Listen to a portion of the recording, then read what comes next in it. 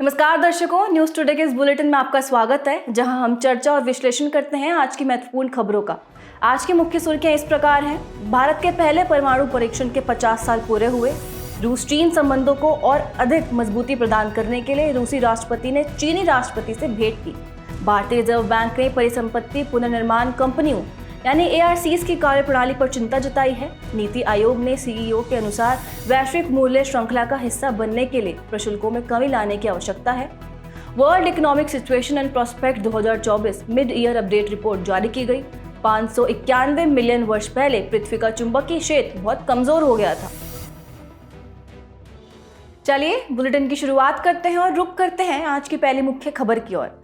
भारत के पहले परमाणु परीक्षण के 50 साल पूरे हुए। शुरुआत करते हैं भारत के परमाणु सिद्धांत के बारे में जानकारी प्राप्त करने से। पहला है, भारत एक विश्वसनीय न्यूनतम निवारक यानी क्रेडिबल मिनिमम डेटरेंट का निर्माण करेगा और इसे बनाए रखेगा। दूसरा, भारत परमाणु हथियार का सबसे पहले इस्तेमाल नहीं करेगा। परमाणु हथियारों का इस्तेमाल केवल परमाणु हमले के खिलाफ जवाबी कार्रवाई में किया जाएगा। तीसरा सिद्धांत है, भारत उन देशों के खिलाफ परमाणु हथियारों का उपयोग नहीं करेगा जिन देशों के पास परमाणु हथियार नहीं है। चौथा है, जवाबी परमाणु हमलों का आदेश केवल असैन्य राजनीतिक नेतृत्व द्वारा ही दिया जा सकता है। और पांचवा, भारत परमाणु हथियार मुक्त विश्व के लक्ष्य की प्राप्ति के लिए प्रतिबद्ध रहेगा। आपको बता दें कि भारत ने अपना पहला परमाणु परीक्षण 18 मई 1974 को पोखरण में किया था। पोखरण पश्चिमी राजस्थान के रेगिस्तान में सेना का एक परीक्षण रेंज स्थल है। यह परमाणु परीक्षण 10 से 15 किलोटन रेंज वाले प्लूटोनियम के साथ किया गया था। इस परमाणु परीक्षण का code name operation smiling Buddha रखा गया था। भारत से पहले संयुक्त राष्ट्र सुरक्षा परिषद के 5 स्थायी सदस्यों यानी P5 ने ही परमाणु परीक्षण किए थे। इस तरह P5 देशों के अलावा परमाणु परीक्षण करने वाला भारत पहला देश था। P5 देशों में संयुक्त राष्ट्र अमेरिका, रूस, चीन, यूनाइटेड किंगडम और फ्रांस शामिल हैं। 1998 में भारत ने ऑपरेशन शक्ति कोड नेम के तहत फिर से पोखरण में परमाणु परीक्षण किए थे। इन परमाणु परीक्षणों से भारत को कम क्षमता से लेकर लगभग 200 किलोटन तक के परमाणु हथियार बनाने की क्षमता हासिल हुई। चलिए अब जानते हैं कि भारत को पोखरण 1 परीक्षण की आवश्यकता क्यों पड़ी। भारत को अपने संभावित शत्रुओं से उत्पन्न खतरों के खिलाफ निवारक क्षमता यानी डेटरेंस कैपेबिलिटी हासिल करनी थी। साथ ही राष्ट्रीय सुरक्षा हितों की रक्षा करने के लिए यह भी जरूरी था। निवारक क्षमता यानी डेटरेंस का अर्थ है सामरिक हमलों को रोकने के लिए अंतिम सहारे के रूप में एक सुरक्षित, संरक्षित और प्रभावी परमाणु शस्त्रागार रखना। भारत पर परमाणु अप्रसार संधि यानी NPT पर हस्ताक्षर करने के लिए दबाव बनाया जा रहा था। भारत का मानना है कि यह संधि भेदभावपूर्ण है क्योंकि यह P5 देशों को परमाणु हथियार रखने की छूट देती है, जबकि अन्य देशों पर ऐसे हथियार रखने पर प्रतिबंध लगाती है।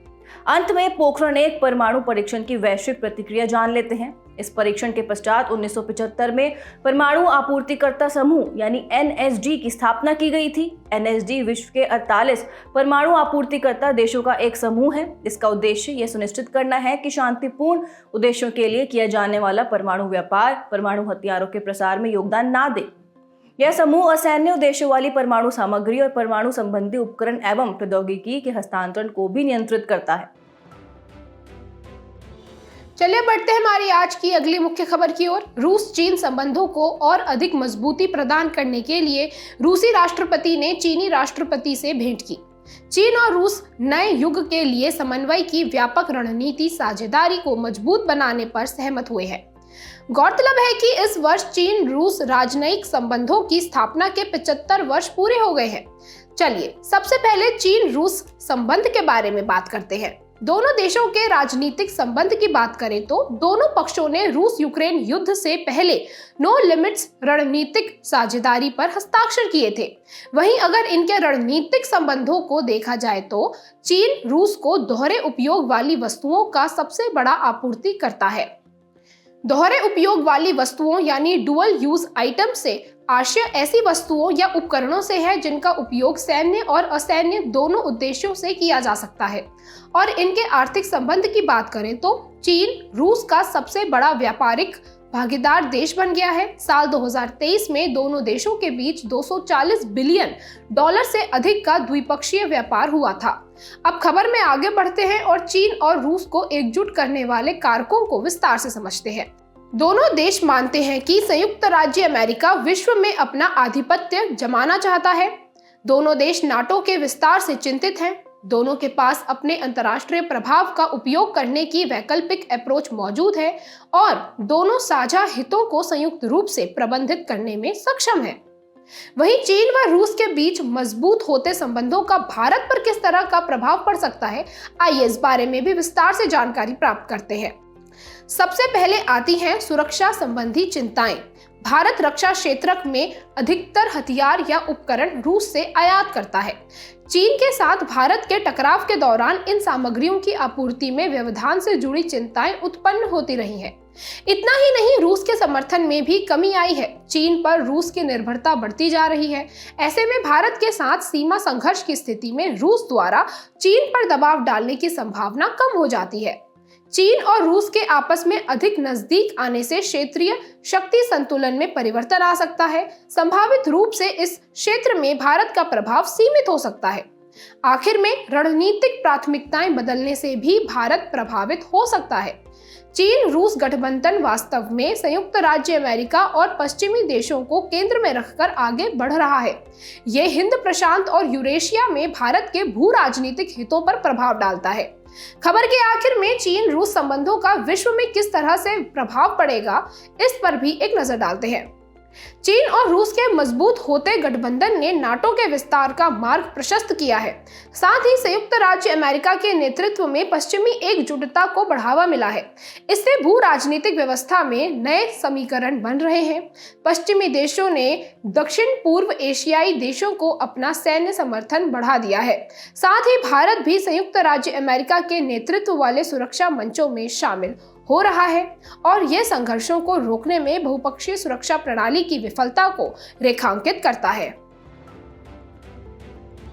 चलिए बढ़ते हैं आज की अगली मुख्य खबर की तरफ। भारतीय रिजर्व बैंक ने परिसंपत्ति पुनर्निर्माण कंपनियों यानी ARCs की कार्यप्रणाली पर चिंता जताई है। हाल ही में ARC में गवर्नेंस प्रभावशाली समाधान की ओर विषय पर एक सम्मेलन आयोजित किया गया था। इसी सम्मेलन में RBI ने ARC के कामकाज में पर्यवेक्षण संबंधी चिंताओं को रेखांकित किया था। चलिए सबसे पहले परिसंपत्ति पुनर्निर्माण कंपनियों के बारे में जानकारी प्राप्त करते हैं। ARC एक प्रकार के वित्तीय संस्थान है। ये बैंकों और वित्तीय संस्थानों से दबावग्रस्त परिसंपत्तियों का अधिग्रहण करते हैं और उनका प्रबंधन करते हैं। इससे बैंकों एवं वित्तीय संस्थानों की बैलेंस शीट को संकट से बाहर निकालने में मदद मिलती है। ARCs सरफेसी यानी वित्तीय आस्तियों का प्रतिभूतिकरण और पुनर्गठन तथा प्रतिभूति हित का प्रवर्तन अधिनियम 2002 की धारा 3 के तहत कंपनी के रूप में पंजीकृत होती है। चलिए अब ARC से जुड़ी समस्याएं जानते हैं। इससे दिवालिया कंपनियों के डिफॉल्ट प्रमोटर्स को गोपनीय तरीके से फिर से अपनी कंपनी के संचालन का मौका मिल रहा है। दरअसल उन संस्थाओं को दबावग्रस्त परिसंपत्तियां बेची जा रही हैं जिनके साथ डिफॉल्ट प्रमोटर्स ने पहले से ही डील कर रखी है। कर्जदारों के साथ निपटान की प्रक्रिया काफी लंबी है और इसमें काफी वक्त लग जाता है। ये दबावग्रस्त कंपनियों से बकाया ऋण की वसूली के लिए इनके पुनरुत्थान और पुनर्निर्माण पर जोर देती हैं। ऐसी कंपनियों के व्यावसायिक संचालन में सुधार को प्राथमिकता नहीं दी जा रही है। ARCs पारदर्शी और बिना भेदभाव वाले कार्य व्यवहारों का अनुपालन नहीं करती हैं। खबर में आगे बढ़ते हैं और ARCs गवर्नेंस में सुधार के उपाय जानते हैं। इनके संचालन में सत्यनिष्ठा और नैतिक आचरण को प्राथमिकता देते हुए एक मजबूत संस्थागत कार्य संस्कृति विकसित करने पर बल देना चाहिए। RBI द्वारा लागू फेयर प्रैक्टिस कोड यानी FPC के अनुरूप पारदर्शी और बिना भेदभाव वाले कार्य व्यवहारों का अनुपालन करने की आवश्यकता है। जोखिम प्रबंधन नियम अनुपालन और आंतरिक लेखा परीक्षा जैसे आश्वासन कार्यों को पर्याप्त महत्व दिया जाना चाहिए। रेगुलेशन प्लस अप्रोच अपनानी चाहिए। इससे विनियमन का पूरी तरह से और अक्षरशः अनुपालन सुनिश्चित होगा। अंत में परिसंपत्ति पुनर्निर्माण कंपनियों यानी ARCs का महत्व समझ लेते हैं। पहला है ARCs दबावग्रस्त वित्तीय परिसंपत्तियों का समाधान करती हैं। दूसरा महत्व है दबावग्रस्त परिसंपत्तियों को खरीदने के लिए ARC बाजार के विकास में मदद करती हैं। अगला है वित्तीय संस्थाओं पर से दबावग्रस्त परिसंपत्तियों का बोझ अपने ऊपर लेकर ARC उन्हें अपने मुख्य कार्यों पर ध्यान देने में मदद करती हैं। और अंत में ARC निवेशकों के लिए निवेश के वैकल्पिक अवसर भी प्रदान करती हैं। चलिए बढ़ते हैं हमारी आज की अगली मुख्य खबर की ओर। नीति आयोग के सीईओ के अनुसार वैश्विक मूल्य श्रृंखला यानी ग्लोबल वैल्यू चेन जीवीसी का हिस्सा बनने के लिए प्रशुल्कों यानी टैरिफ्स में कमी लाने की आवश्यकता है। वैश्विक मूल्य श्रृंखला जीवीसी अंतर्राष्ट्रीय उत्पादन की प्रक्रिया के साझाकरण को व्यक्त करती है। इसमें उत्पादन के विविध चरणों व प्रक्रियाओं को अलग अलग देशों में पूरा किया जाता है। वैश्विक मूल्य श्रृंखला के लाभ को समझते हैं। ये श्रृंखला ऐसी घरेलू कंपनियों के उद्भव में मदद करती है जो विश्व स्तर पर प्रतिस्पर्धा कर सके। साथ ही इससे विदेशी मुद्रा की आय में वृद्धि होती है। इससे तीव्र समृद्धि होती है और कौशल एवं प्रौद्योगिकी के आयात तथा रोजगार को भी बढ़ावा मिलता है। चलिए अब वैश्विक मूल्य श्रृंखला के साथ भारत के कमजोर एकीकरण के लिए जिम्मेदार कारणों पर भी एक नजर डालते हैं। भारत शुरू से ही महत्वपूर्ण व्यापारिक गुटों का हिस्सा नहीं रहा है। सार्क निष्क्रिय हो गया है और भारत क्षेत्रीय व्यापक आर्थिक साझेदारी RCEP से बाहर आ गया है। भारत में लंबे समय तक घरेलू स्तर पर केंद्रित औद्योगिक नीतियां लागू रही हैं। लाइसेंस राज, आयात रोकने के लिए तरह तरह के प्रतिबंध आदि इसके कुछ उदाहरण हैं। इतना ही नहीं, कार्यबल की रीस्किलिंग और अपस्किलिंग की गति भी धीमी है।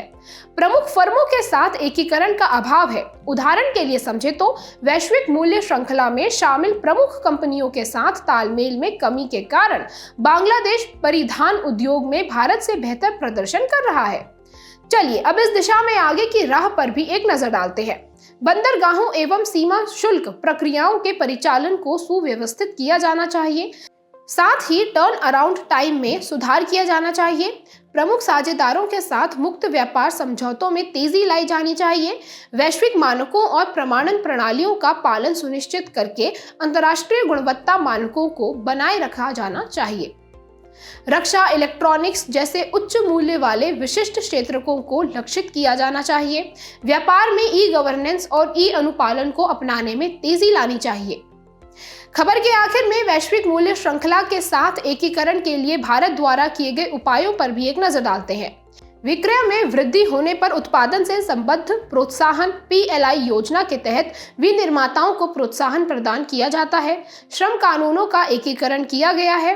लॉजिस्टिक्स क्षेत्र में सुधारों की वजह से लॉजिस्टिक्स प्रदर्शन सूचकांक में भारत की रैंकिंग में सुधार हुआ है। बुनियादी ढांचे के विकास के लिए भारत माला, सागर माला जैसी पहलें शुरू की गई हैं। प्रत्यक्ष विदेशी निवेश यानी FDI मानदंडों को उदार बनाया गया है आदि। इसी के साथ बढ़ते हैं आज के अगली मुख्य खबर की तरफ। World economic situation and prospects 2024 mid year update report जारी की गई।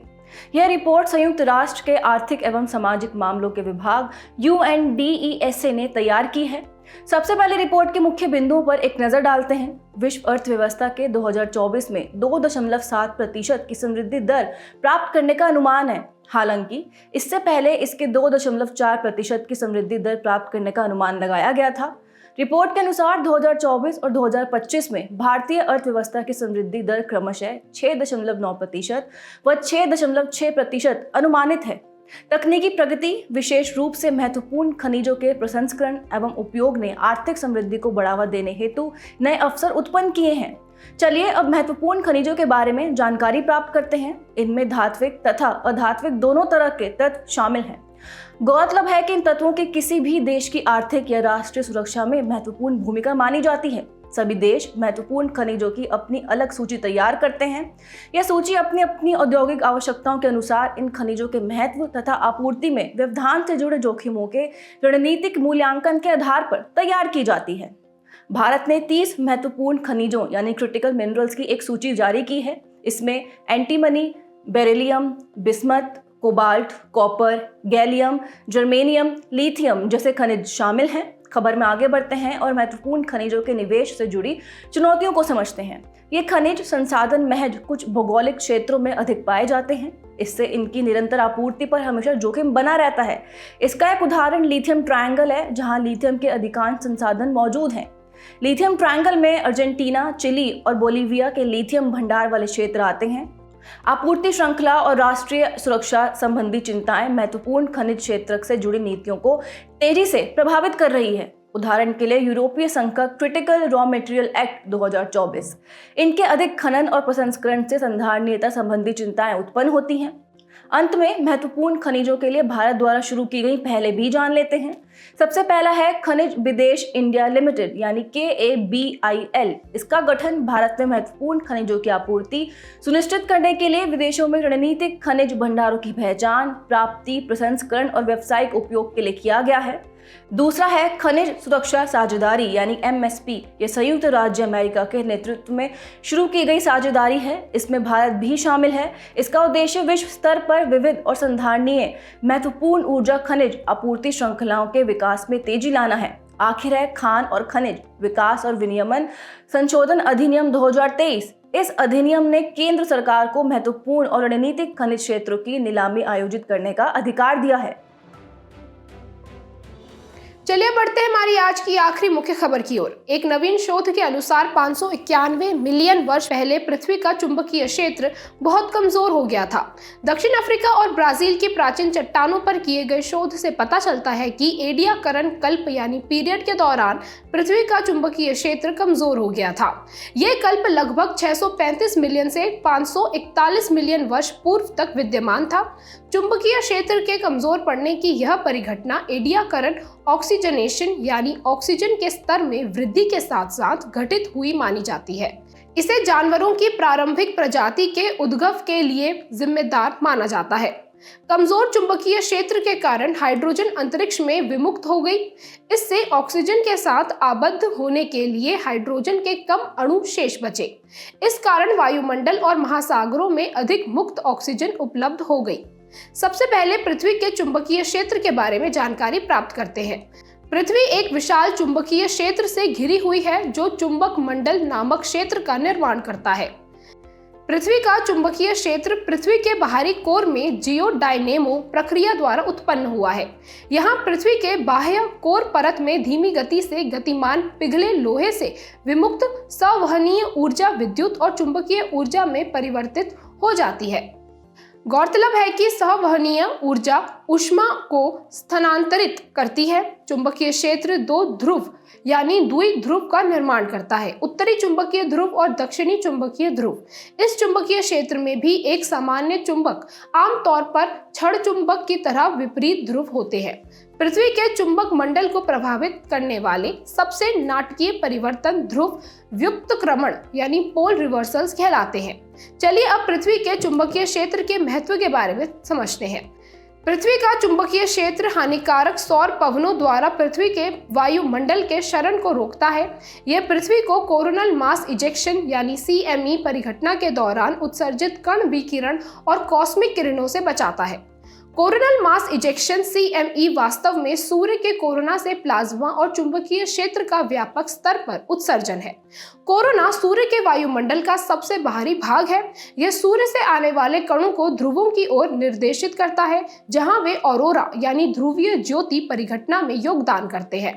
खबर के आखिर में चुंबकीय ध्रुव व्युत्क्रमण पर एक नजर डालते हैं। पृथ्वी के चुंबकीय क्षेत्र को उत्पन्न करने वाले बलों में लगातार बदलाव हो रहा है। इससे चुंबकीय क्षेत्र की प्रबलता में परिवर्तन हो रहा है। इसके कारण पृथ्वी के उत्तरी और दक्षिणी चुंबकीय ध्रुवों की अवस्थिति धीरे धीरे बदलती है। यहाँ तक कि इन ध्रुवों की अवस्थिति प्रत्येक 3 लाख वर्षों में पूरी तरह से बदल जाती है। चुंबकीय ध्रुव व्युत्क्रमण के दौरान चुंबकीय क्षेत्र कमजोर हो जाता है लेकिन पूरी तरह से विलुप्त नहीं होता है। चलिए बढ़ते हैं हमारे अगले खास सेगमेंट सुर्खियों में रहे स्थल की तरफ। हमारा आज का स्थल है न्यू कैलेडोनिया। इसकी राजधानी है नोमिया।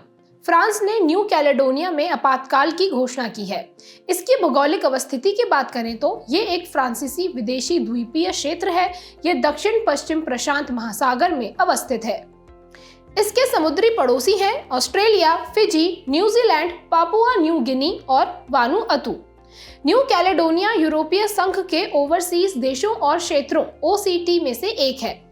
आपकी जानकारी के लिए बता दें कि यह यूरोपीय संघ, यूरोजोन या शेंगेन क्षेत्र का हिस्सा नहीं है।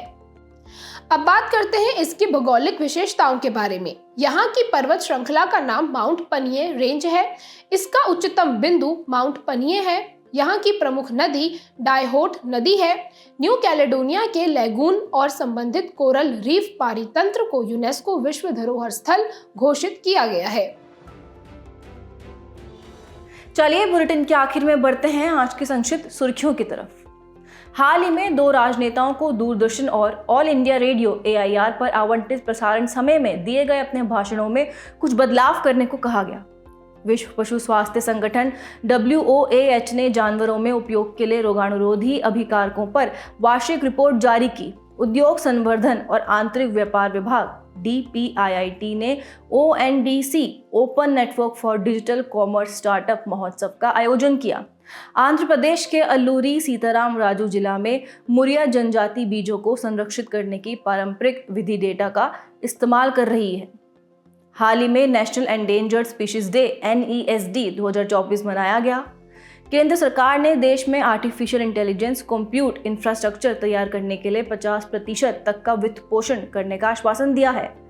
शोधकर्ताओं ने नील नदी की विलुप्त हो चुकी अहरामत शाखा की खोज की है। यह शाखा कभी मिस्र में पिरामिडों के पास से बहती थी।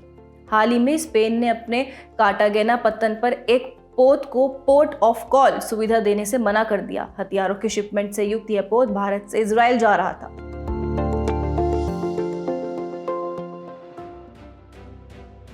जाने से पहले आपकी समझ की परीक्षा के लिए डालते हैं एक नजर हमारे स्पेशल सेगमेंट प्रश्नोत्तरी पर।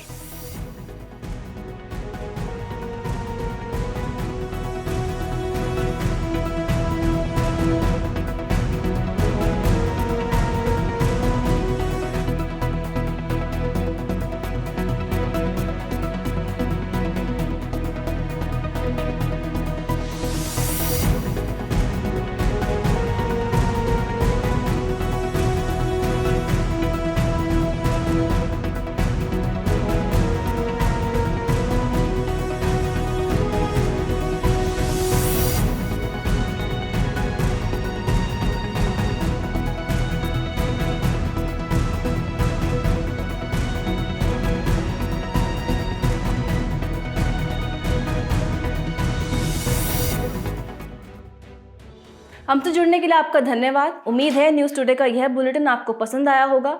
न्यूज़ टुडे की PDF को डाउनलोड करने के लिए और आज की क्विज के उत्तर के लिए डिस्क्रिप्शन में दिए गए लिंक्स पर क्लिक कीजिए।